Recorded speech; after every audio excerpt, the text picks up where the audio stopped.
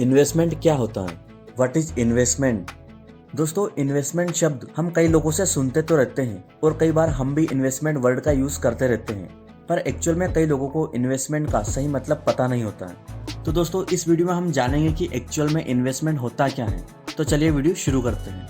दोस्तों, इन्वेस्टमेंट, जिसे हिंदी में हम निवेश कहते हैं, एक्चुअल में इसका मतलब होता है कि अपने पैसों को ऐसी जगह लगाना जिससे फ्यूचर में हमें हमारे लगाए गए पैसों पर और अधिक पैसा मिल सके, और लगाए गए पैसों पर हमें जितना पैसा ज्यादा मिलता है उसे हम अपने इन्वेस्टमेंट का रिटर्न कहते हैं। एक लाइन में यदि कहें कि इन्वेस्टमेंट क्या होता है, तो दोस्तों पैसों से पैसा कमाना ही इन्वेस्टमेंट होता है।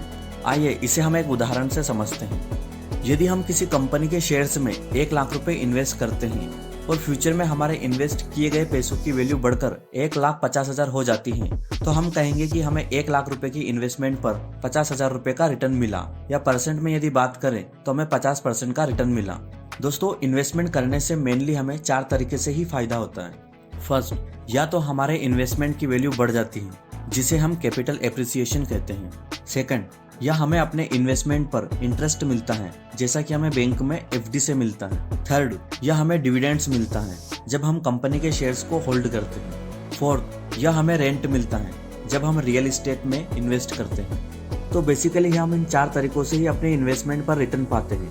दोस्तों, वैसे तो मार्केट में कई तरह की इन्वेस्टमेंट होती है, पर बेसिकली वो सारी इन्वेस्टमेंट कहीं ना कहीं इन्हीं 4 तरीकों पर बेस्ड होती है, जिन्हें हम आगे आने वाले वीडियोस में समझेंगे। अब सवाल ये आता है कि क्यों दुनिया के सबसे अमीर लोग इन्वेस्टमेंट करते हैं। दोस्तों, इन्वेस्टमेंट करके हम थोड़े पैसों से बहुत सारा पैसा बना सकते हैं। यही कारण है कि दुनिया के सबसे अमीर लोग पैसों के लिए काम नहीं करते, बल्कि पैसों से अपना काम करवाते हैं। मतलब पैसों को अच्छी जगह इन्वेस्ट करके और अधिक पैसा बनाते हैं। यही चीज उनको कॉमन लोगों से अलग बनाती है।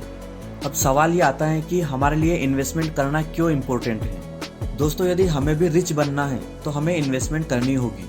बट दोस्तों, इन्वेस्टमेंट का मतलब केवल रिच बनना ही नहीं होता है।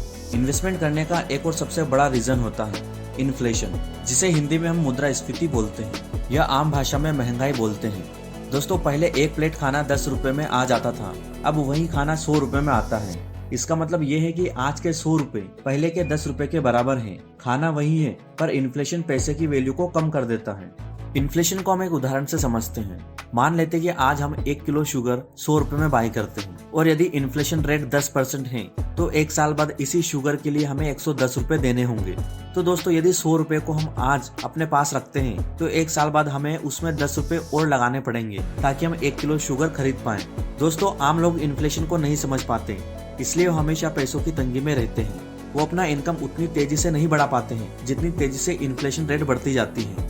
इसलिए पैसे कमाते रहने के बाद भी उन्हें पैसों की कमी महसूस होती रहती है। दोस्तों, यदि हम चाहते हैं कि आज के हमारे 100 रुपए 1 साल बाद के 110 रुपए के बराबर हो, तो हमें उस 100 रुपए को आज इन्वेस्ट करना होगा ताकि 1 साल बाद 110 रुपए हो पाए, ताकि सेम चीज को बाय करने के लिए हमें अलग से 10 रुपए लगाने की जरूरत ना पड़े। आई होप दोस्तों, आप समझ गए होंगे कि इन्वेस्टमेंट क्या होता है और हमारे लिए इन्वेस्टमेंट करना क्यों इम्पोर्टेंट है। Thanks for watching.